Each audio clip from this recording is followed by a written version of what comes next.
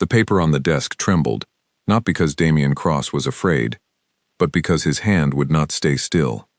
Dr. Simon Pierce stood on the other side of the desk, his voice low and careful, the way people spoke when they were delivering bad news to someone who was used to controlling everything. The test results were clear. Damien could not have children.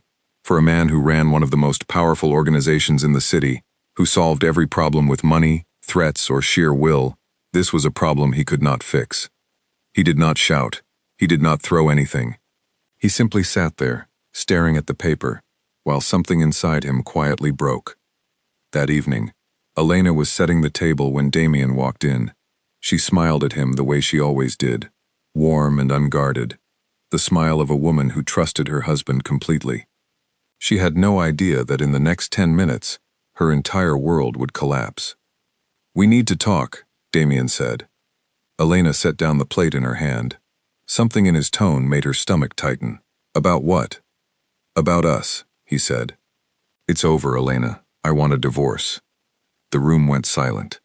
Elena searched his face for a joke, a trick, anything that would make this make sense. But Damien's eyes were cold, distant, like a stranger's. "Why?" she whispered. "There's someone else," he lied.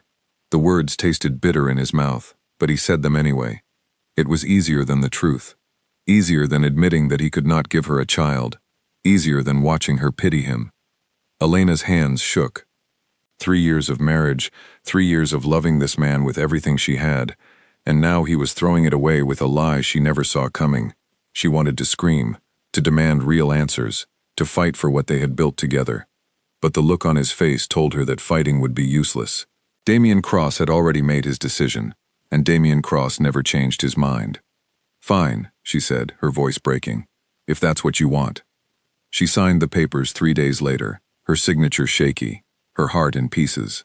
Damien watched her sign from across the room, saying nothing, feeling everything. He told himself this was protection. He told himself she deserved a man who could give her a family, a normal life, children who would laugh in her garden and call her mother. He told himself a lot of things that night, but none of them made the ache in his chest go away. Elena packed her bags the next morning. She took only what was hers, nothing that carried his name or his money. She walked out of the towering Cross estate, with her head held high, even though inside she felt like she was dying. She did not look back, because she was afraid that if she did, she would beg him to explain, and she refused to beg for a love that clearly no longer existed. 2 months passed.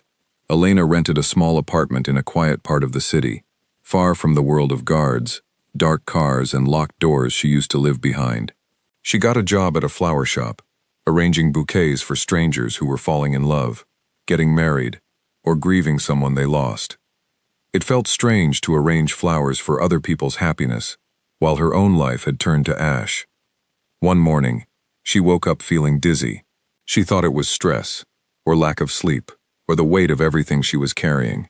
But the dizziness did not go away. Neither did the nausea, or the strange exhaustion that hit her in the middle of the day, or the way certain smells suddenly made her stomach turn. Her coworker, a kind young woman named Claire Bennett, noticed the change first. "Elena, you look pale," Claire said one afternoon, watching her friend grip the counter for support. "Have you eaten today?" "I'm fine," Elena said, though her voice wavered. "You're not fine. Go see a doctor. I'm serious." Elena resisted for a week, telling herself it was nothing, that she simply needed rest. But when she nearly fainted while restocking roses, she finally gave in and went to a small clinic near her apartment. The doctor there, a soft-spoken woman named Grace Whitfield, ran a few tests and then sat across from Elena with a gentle expression. "Mrs. Cross," she said, before catching herself. "I'm sorry. Is it still Mrs. Cross?" "It's just Elena now," she said quietly. "Elena, I have some news, and I want you to take a moment before you react." Elena's heart pounded. "What is it?" "You're pregnant. About 6 weeks along." The words hit Elena like a wave crashing over her head. She sat frozen, unable to process what she had just heard. Pregnant. She was pregnant with Damien's child, a man who had just divorced her for someone else, a man who no longer wanted her in his life.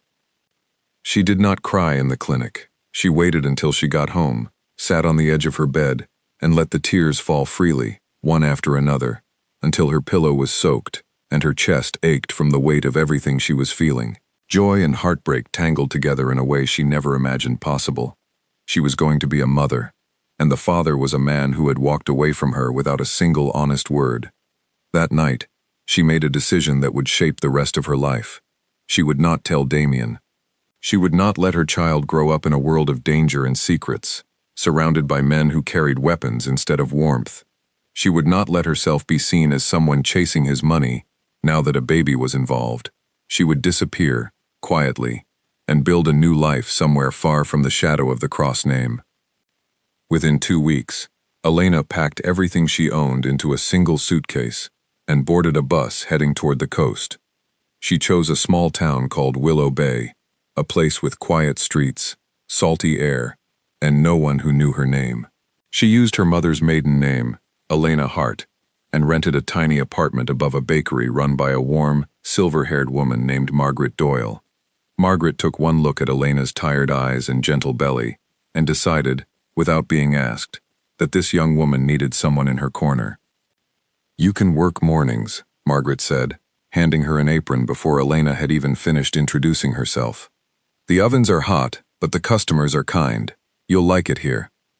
Elena did like it. For the first time in months, she felt like she could breathe. She spent her mornings kneading dough and arranging pastries in the display case, and her afternoons walking along the shore, one hand resting on her growing stomach, imagining the life she was building for her child. A life without fear, a life without lies.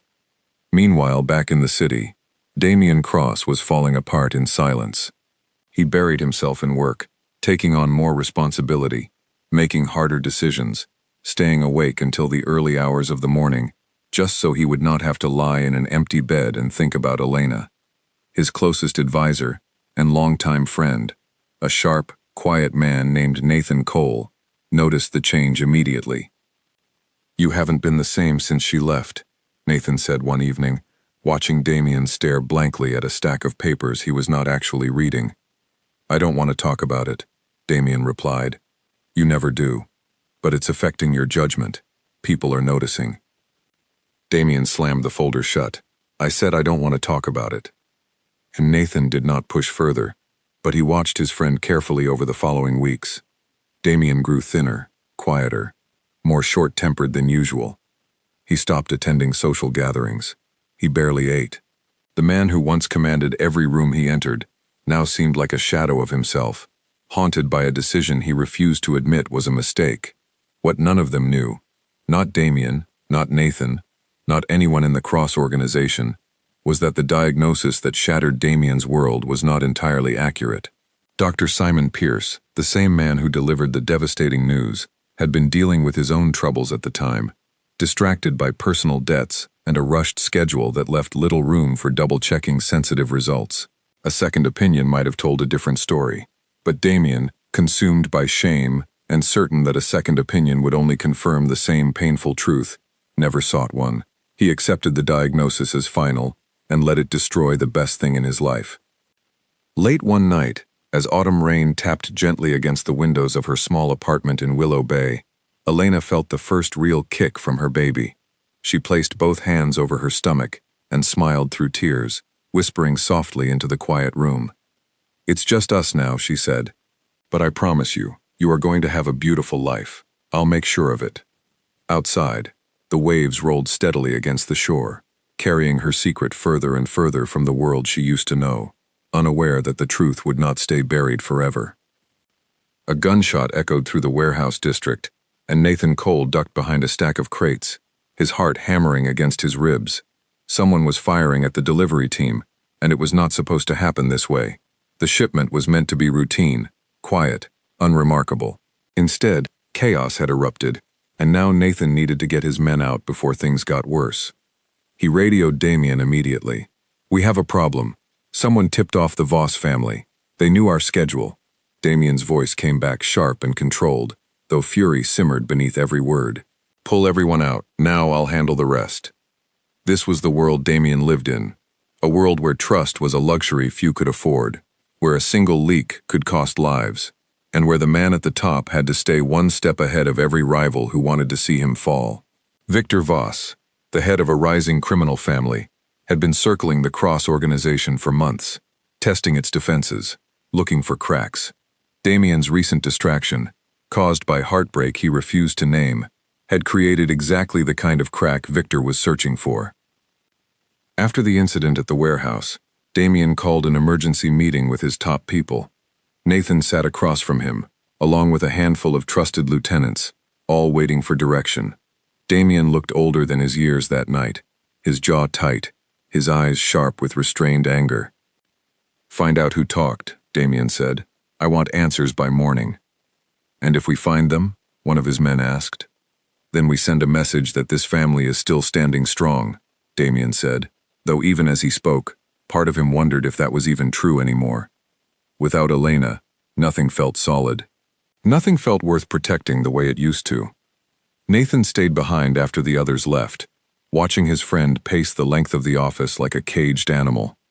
"You need to pull yourself together, Damien. The men can feel it when you're not fully here. It makes them nervous. It makes our enemies bold." "I know," Damien said quietly. "I know." "Then do something about it. Whatever happened with Elena, you buried it instead of dealing with it. That's not like you." Damien said nothing, because there was nothing he could say that would not reveal the truth he had hidden even from his closest friend. Instead, he poured himself a drink he did not touch and stared out the window at the city lights, wondering, not for the first time, if he had made the greatest mistake of his life. Meanwhile, in Willow Bay, life moved at a gentler pace, though it was not without its own quiet struggles. Elena's pregnancy had progressed steadily, and with each passing week, her bond with the small coastal town deepened. Margaret had become something like family, checking on her every morning, insisting she eat properly, scolding her gently whenever she worked too many hours on her feet.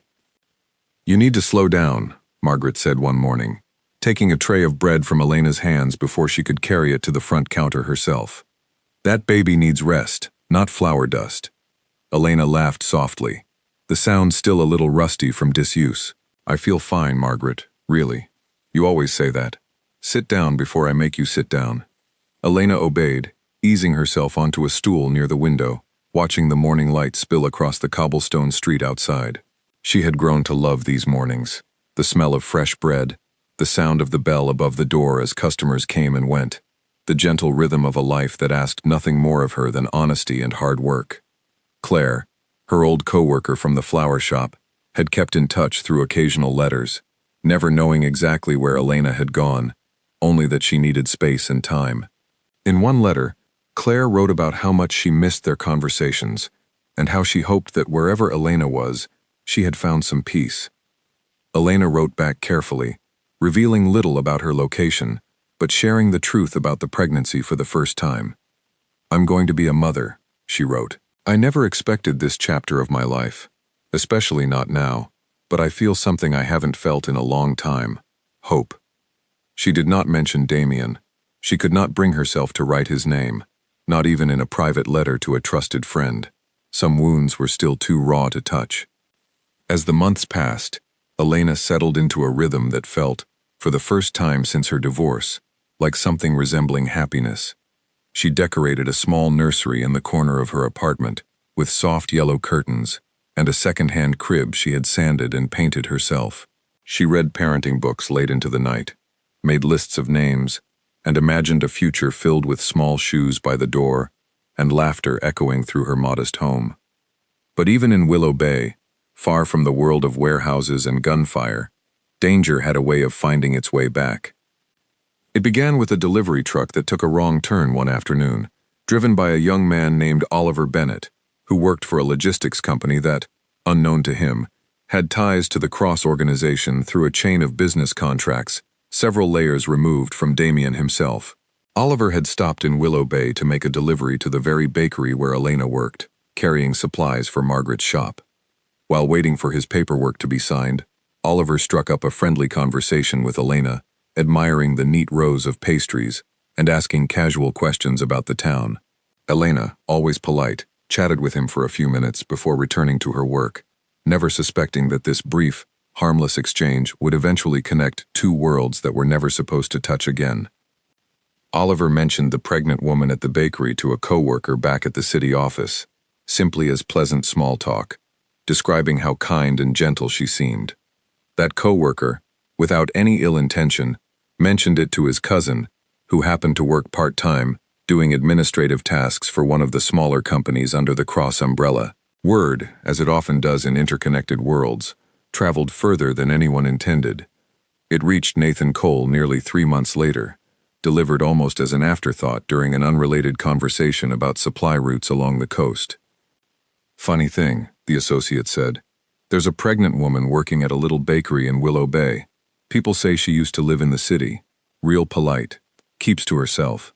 Sounds like she's hiding from something." Nathan's instincts, sharpened by years of navigating dangerous territory, told him this was worth looking into, though he could not yet say why. He filed the information away, intending to mention it to Damien eventually, though the timing never felt right given how fragile his friend's mood had become. Weeks later, during a routine visit to a medical supplier along the coast for an entirely unrelated matter involving the Cross organization's legitimate business interests, Nathan found himself near Willow Bay. Restless and curious, he decided to see the bakery for himself, more out of idle interest than any real suspicion. He spotted her through the window before he even stepped inside. Elena, glowing and unmistakably pregnant, laughing with an older woman as she wrapped a loaf of bread for a customer. Nathan froze on the sidewalk, his pulse quickening as recognition set in. He did not approach her. Instead, he took a single photograph from a discreet distance, his hands trembling slightly as he pressed the button on his phone, uncertain whether what he was about to do would help his friend or destroy whatever fragile peace remained in his life. That evening, Nathan sat alone in his car outside the office, staring at the photograph on his screen for nearly an hour before finally working up the courage to call Damien. "I need to show you something," Nathan said when Damien picked up. "It's about Elena." Damien's voice sharpened instantly. "What about her?" "I saw her today, in Willow Bay." Nathan hesitated, choosing his next words carefully. "Damien, she's pregnant."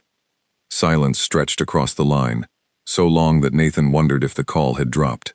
Finally, Damien spoke, his voice barely above a whisper. "That's not possible. I saw her with my own eyes. She looked far enough along that the timing lines up with before the divorce." Damien's mind raced, colliding fact against fact, memory against memory. The diagnosis, the divorce, the months of silence.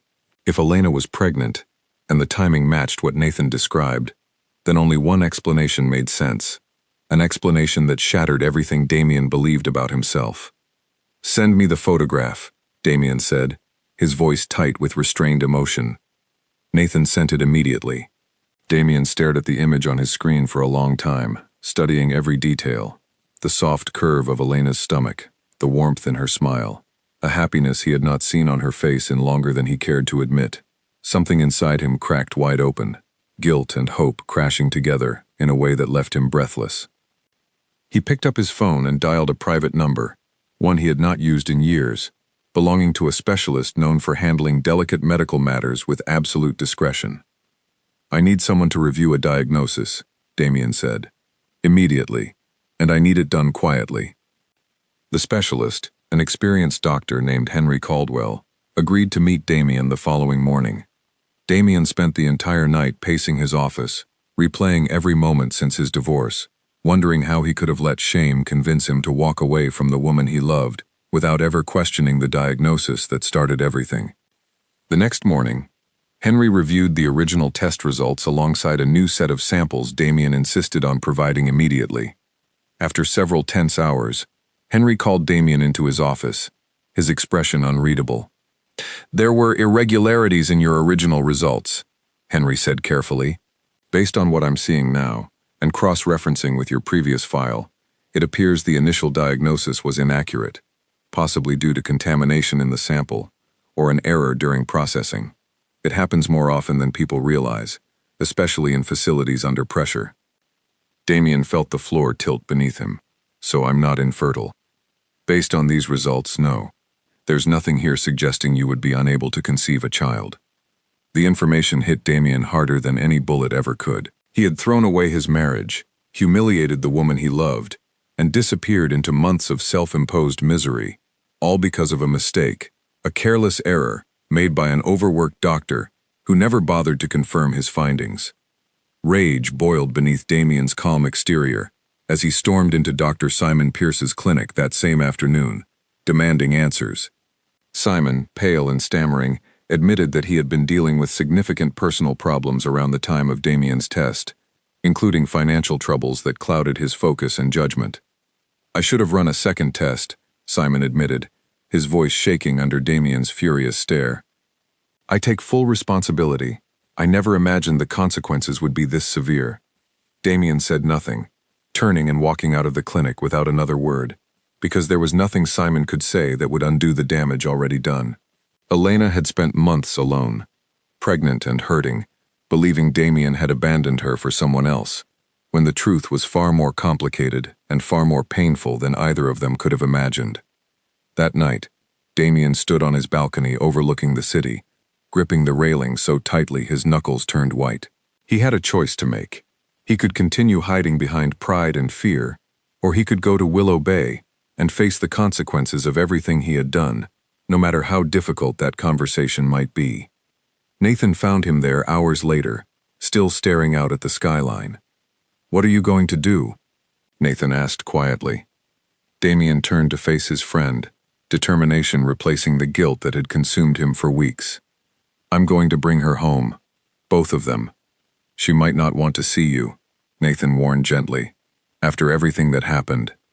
"I know," Damien said, "but I have to try. I owe her the truth, even if she never forgives me for it."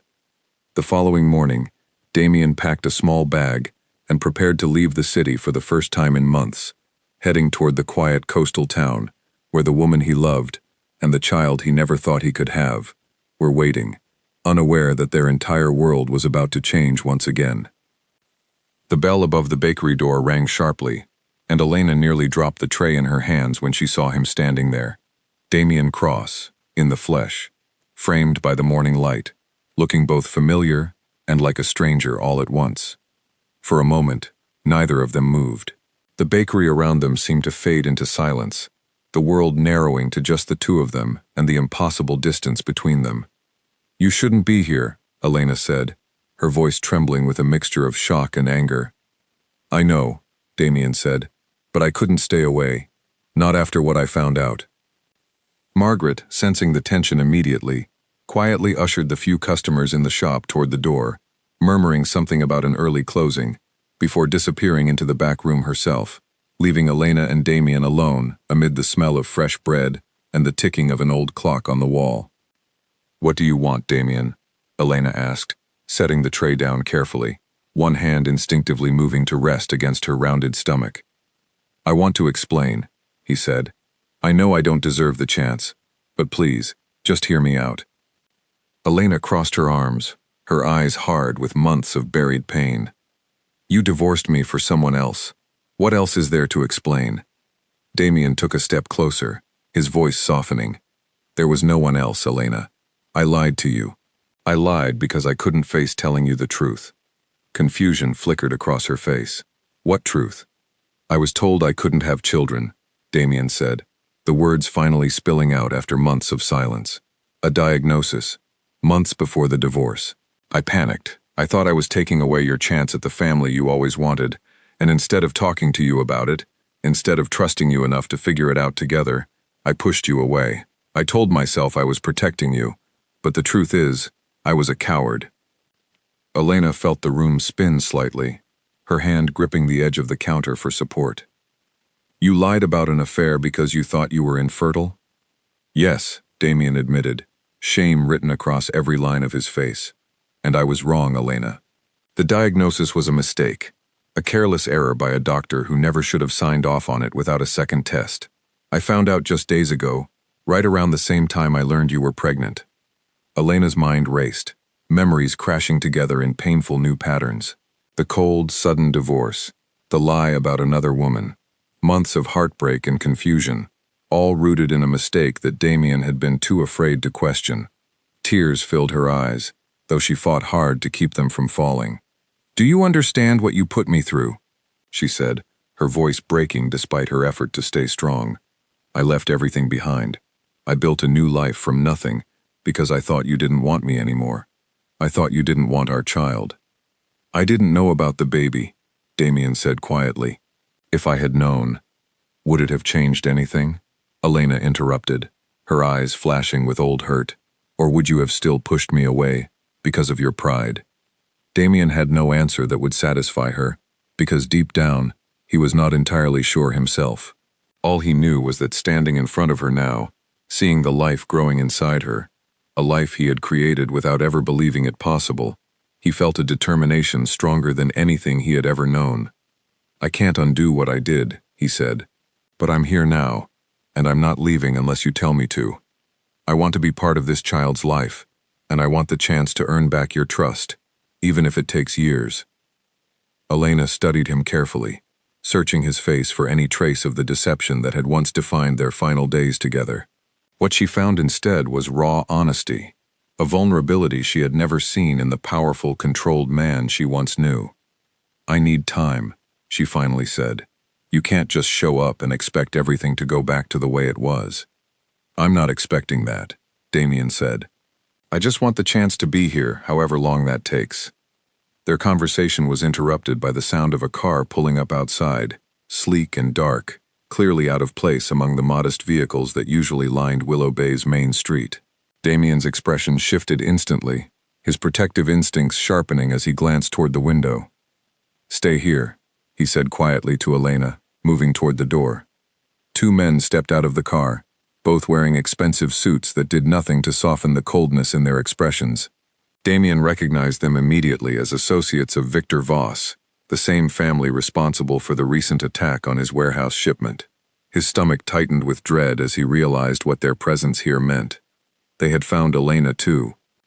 "Cross," one of the men said, his tone casual but laced with quiet menace. "Didn't expect to see you all the way out here. Small town for a man like you." "This doesn't concern you," Damien said, positioning himself between the men and the bakery entrance. "Whatever business you think you have here, it ends now." The second man smiled coldly. "Word travels fast when a man like you starts acting distracted.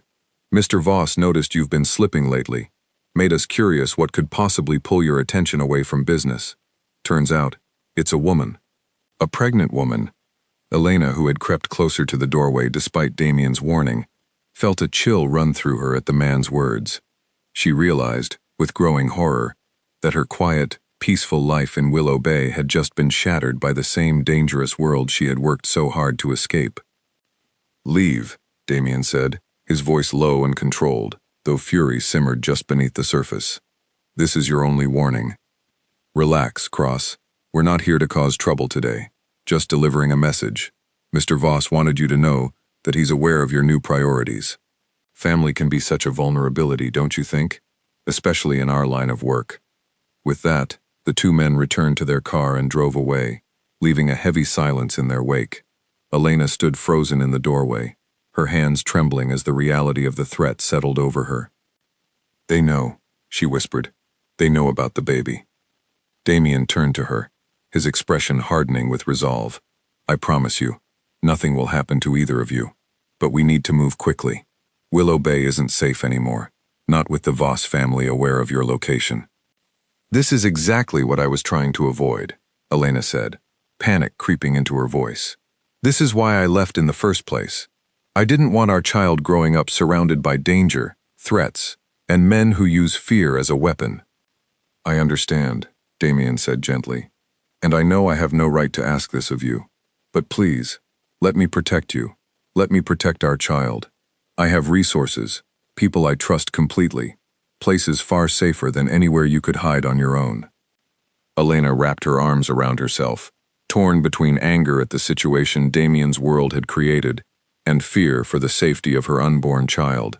Despite everything, despite the hurt and betrayal still fresh in her heart, she knew Damien was right about one thing. She could not fight the Voss family alone.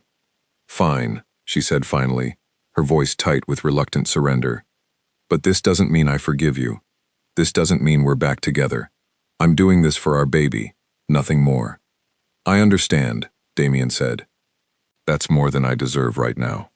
Within hours, Damien arranged for a secure transport to take Elena to one of his most protected properties, a heavily guarded estate located far outside the city, surrounded by tall walls and quiet countryside. Margaret, tearful but supportive, helped Elena pack her few belongings, promising to look after the apartment until things settled down. You take care of yourself, Margaret said, hugging Elena tightly. And that beautiful baby of yours. Don't you worry about this place. It'll be here when you're ready to come back, one way or another. Elena thanked her through tears, grateful for the kindness this stranger had shown her when she needed it most, though the fear of leaving behind the peaceful life she had built weighed heavily on her heart. The drive to the estate was long and tense, Damien seated beside her, though a careful distance remained between them, both physically and emotionally.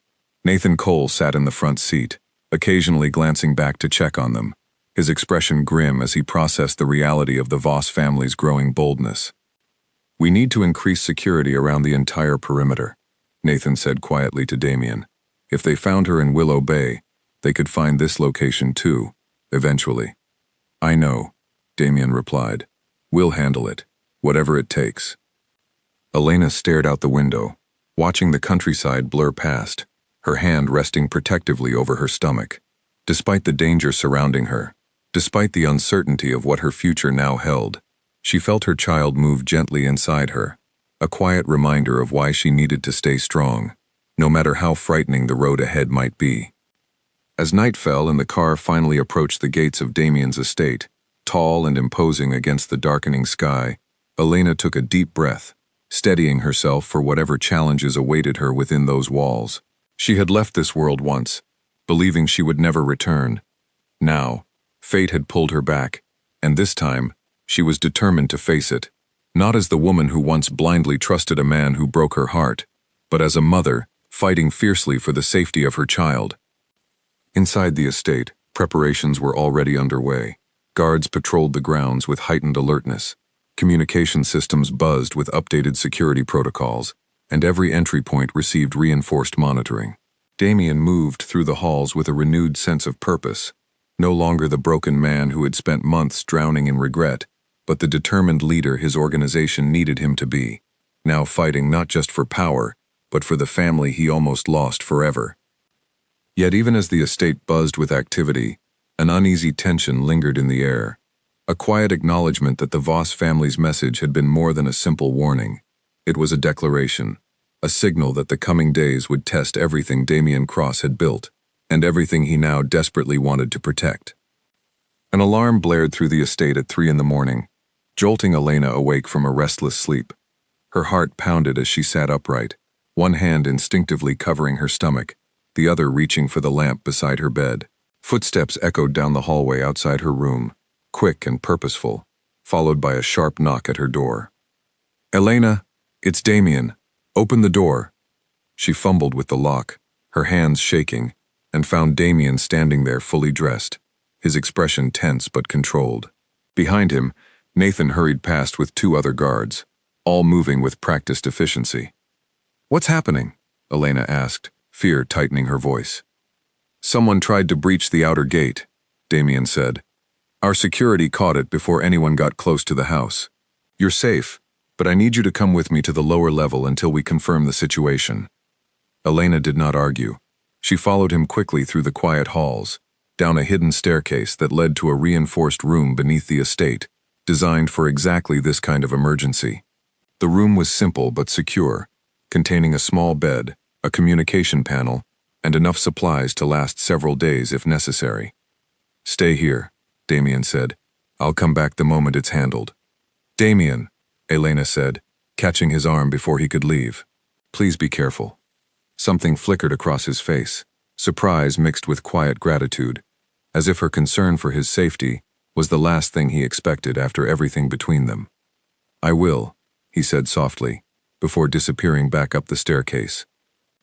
Elena sat alone in the dim room, her heart racing, listening to muffled voices and distant footsteps above her.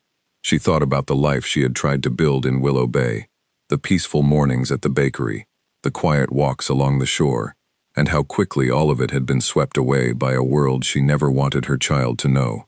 Anger simmered beneath her fear, directed not just at the Voss family, but at the circumstances that had pulled her back into this dangerous existence. Upstairs, Damien coordinated with Nathan and his security team, reviewing footage from the perimeter cameras. The intrusion had been swift and calculated, clearly a probing attempt rather than a full assault, testing the estate's defenses rather than committing to a direct confrontation. "They're testing us," Nathan said, studying the footage carefully. "Seeing how we respond, how quickly we react. Voss wants to know exactly what he's dealing with before he makes his next move.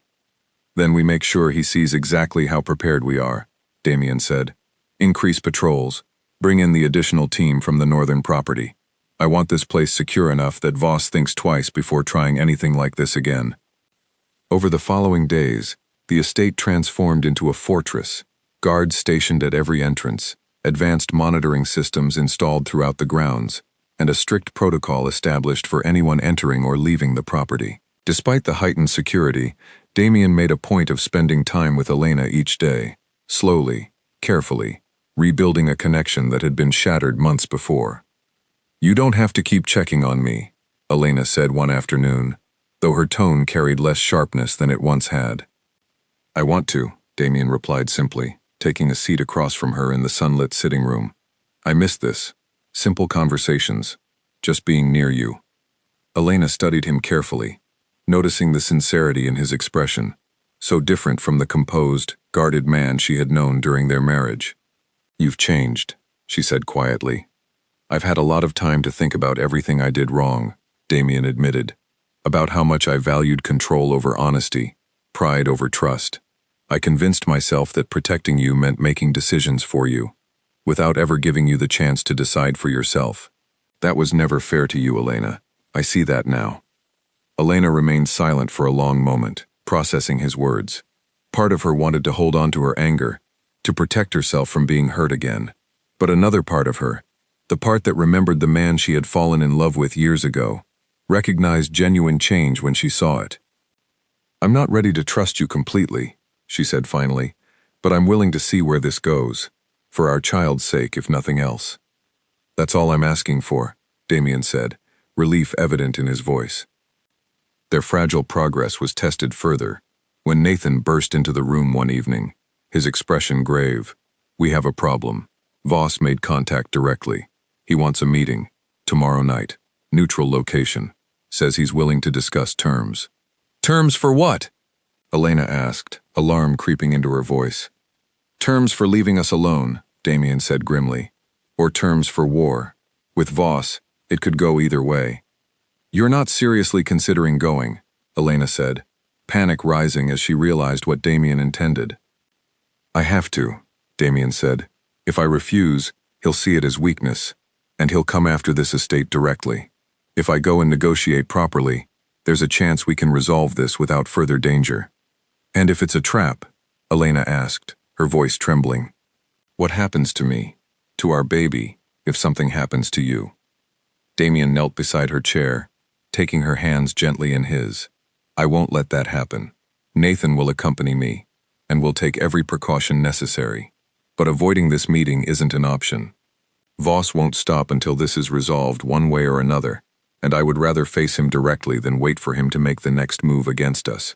Elena wanted to argue further, wanted to beg him not to go, but she understood, deep down, that Damien was right. The world he lived in operated by rules she did not fully understand, rules that required difficult, sometimes dangerous decisions in order to secure lasting peace. The following evening, Damien prepared for the meeting with careful precision, reviewing every detail with Nathan and his most trusted advisors. The location chosen by Voss was a quiet restaurant on the outskirts of the city, technically neutral ground, though Damien knew better than to assume any location was truly safe when dealing with a man like Victor Voss. Before leaving, Damien found Elena in the estate's garden, standing quietly among the roses, her hand resting on her stomach as she watched the sunset paint the sky in soft shades of orange and pink. "I wanted to see you before I left," Damien said, approaching slowly. Elena turned to face him. Worry etched across her features. "Please come back safely." "I will," Damien promised. "I have too much to come back for now." He reached out hesitantly, placing his hand gently over hers, feeling the subtle movement of the child growing within her. For a moment, neither of them spoke, simply standing together in the quiet garden, connected by a bond that had survived heartbreak, distance, and danger. "Take care of yourself while I'm gone," Damien said softly, "and take care of our child." "I always do," Elena replied, a faint smile crossing her lips despite her fear. Damien left shortly after, accompanied by Nathan and a small team of trusted guards, heading toward the restaurant where Victor Voss awaited. The meeting itself unfolded with careful tension, both men aware of the delicate balance of power between their organizations. Victor, a composed man with sharp eyes and a calculating demeanor, wasted no time addressing the situation directly. "You've become distracted, Cross," Victor said, sipping his drink casually. "A pregnant woman, a child on the way. These things make men vulnerable. I simply wanted to understand what I was dealing with before deciding how to proceed." "And now that you understand?" Damien asked, his tone measured despite the tension coiled tightly within him. "Now I understand that family matters to you," Victor said, "which means I have options. I could see this as an opportunity, a weakness to exploit, or I could see it as a chance to establish clearer boundaries between our organizations, boundaries that benefit both of us, if respected properly." "I'm listening," Damien said carefully. Victor outlined his terms, a set of agreements regarding territory, resources, and mutual respect for certain boundaries neither organization would cross going forward. The negotiation was tense, filled with careful wording and unspoken threats beneath polite language, but ultimately, both men recognized that continued conflict served neither of their interests. "Agreed," Damien said finally, extending his hand across the table. "But if you or anyone connected to your organization comes near my family again, this agreement ends immediately, and you'll face consequences far beyond a simple business dispute." Victor shook his hand, a thin smile crossing his lips. "Understood, Cross. Let's hope we don't need to test that promise." Damien returned to the estate late that night, exhausted but relieved. The immediate threat neutralized through careful negotiation rather than open conflict. Elena, who had waited anxiously throughout the evening, rushed to meet him the moment he stepped through the door. "It's done," Damien said, seeing the question in her eyes before she could ask. "Voss has agreed to terms. We should be safe now."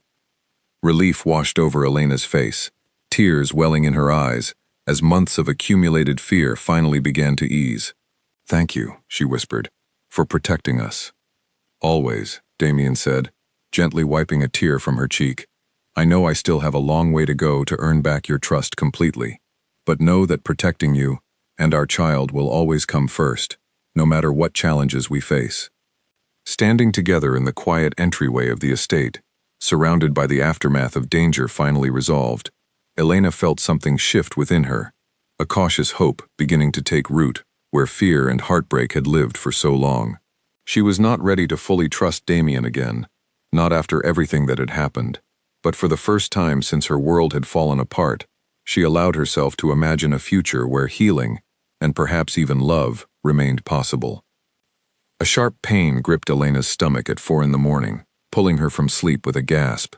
She pressed a hand against her belly, breathing through the tightening sensation, before realizing with sudden clarity what was happening. The baby was coming.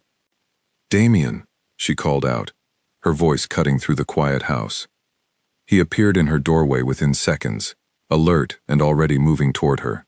"What's wrong?" "It's time," Elena said, another contraction rippling through her. "The baby is coming." Damien's calm composure cracked for just a moment, wide-eyed panic flashing across his face, before years of discipline took over, and he snapped into action. "Nathan, get the car ready. Call ahead to the hospital. Tell them we're on our way." Within minutes, Elena was settled carefully into the back seat of a car speeding toward the private hospital wing Damien had arranged months earlier for exactly this moment. Damien sat beside her, holding her hand tightly, his own nerves evident despite his attempts to remain steady for her sake. "You're doing great," he said, as another contraction made her grip his hand hard enough to leave marks. "We're almost there." "Easy for you to say," Elena managed through gritted teeth, though a small laugh escaped despite the pain, the tension between them easing slightly under the shared intensity of the moment. The hospital staff moved quickly once they arrived, guiding Elena into a private delivery room, while Damien paced anxiously in the hallway, unable to sit still despite the nurse's gentle suggestions. Hours passed in a blur of anxious waiting, Damien alternating between pacing and standing frozen outside the door, listening to muffled sounds from within, praying silently that everything would be all right. Finally, after nearly 12 hours of labor, a thin, sharp cry broke through the silence, followed by the relieved voice of a nurse calling for Damien to come inside. He rushed into the room, his heart pounding, and found Elena exhausted but glowing, cradling a tiny bundle wrapped in a soft blue blanket against her chest. "It's a boy," Elena said softly, tears streaming down her face as she looked up at him. "We have a son." Damien approached slowly, almost reverently, staring down at the tiny face of his child for the first time.